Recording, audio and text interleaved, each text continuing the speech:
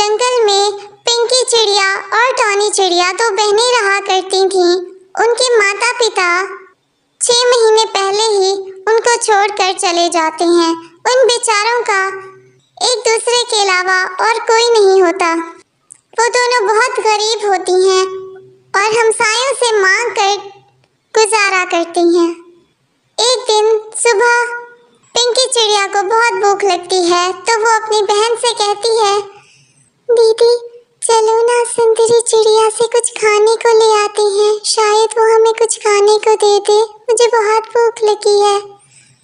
ٹھیک ہے چلو چلتے ہیں۔ وہ دونوں بھی راستے میں ہوتی ہیں کہ انہیں ایک ریڑھی نظر آتی ہے۔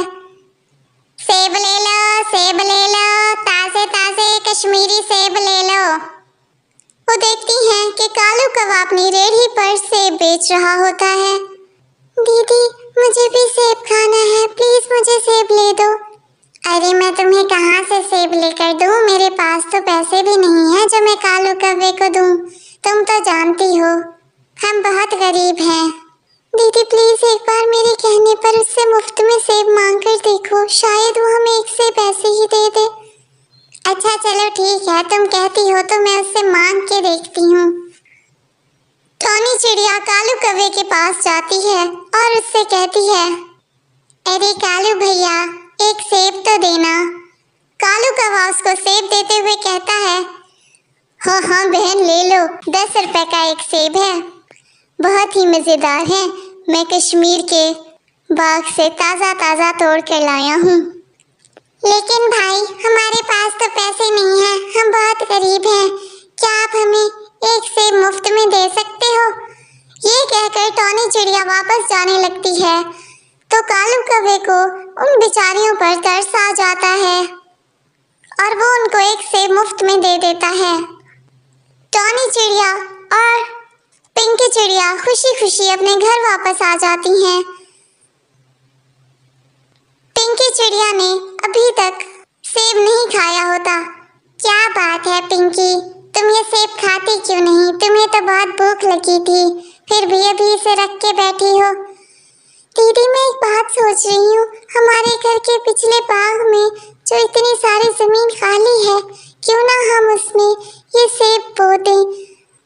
پھر سیب کا پورا درخت اگائے گا تو ہم اس پر لگے ہوئے زیادہ سیب کھا بھی سکیں گے اور انہیں بیچ بھی سکتے ہیں۔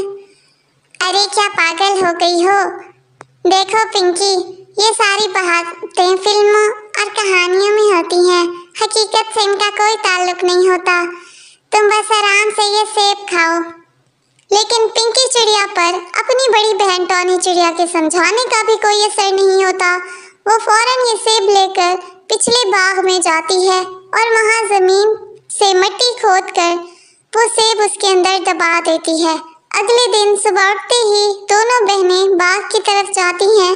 ان کی خوشی کا کوئی ٹھکانہ ہی نہیں رہتا جب وہ دیکھتی ہیں کہ جو سیب انہوں نے بویا تھا وہ اب بہت بڑا درخت بن چکا ہے اور اس پر ڈھیر سارے سیب لگے ہوئے ہیں۔ ارے دیدی دیکھیں تو صحیح، کتنے بڑے بڑے سیب ہیں، اب ہم انہیں کھائیں گے بھی صحیح اور بیچ بھی آئیں گے، پھر ہمیں پیسے بھی مل جائیں گے۔ دونوں بہنیں پیٹ بھر کر سیب کھاتی ہیں اور باقی بچے ہوئے سیب مارکیٹ میں بیچنے چلی جاتی ہیں۔ جب وہ سیب بیچ کر گھر واپس آ رہی ہوتی ہیں تو دیکھتی ہیں کہ مالک مکان نے ان کے گھر کا سارا سامان باہر پھینک دیا ہوتا ہے۔ ارے مالک مکان جی، آپ یہ کیا کر رہی ہیں؟ ہمارے گھر کا سارا سامان باہر کیوں پھینک رہی ہیں؟ دیکھو ٹانی چڑیا، 3 مہینے ہو گئے تم دونوں بہنوں نے میرے مکان کا کرایہ بھی نہیں دیا۔ تمہارے ماں باپ تو مر گئے، مجھے پتا ہے، اب کوئی بھی مجھے کرایہ نہیں دے گا، اس لیے تم دونوں میرے گھر سے نکل جاؤ۔ بیچاری ٹانی چڑیا اور پنکی چڑیا درخت پر بیٹھی رو رہی ہوتی ہیں، اسی درخت پر جو انہوں نے خود اگایا ہوتا ہے۔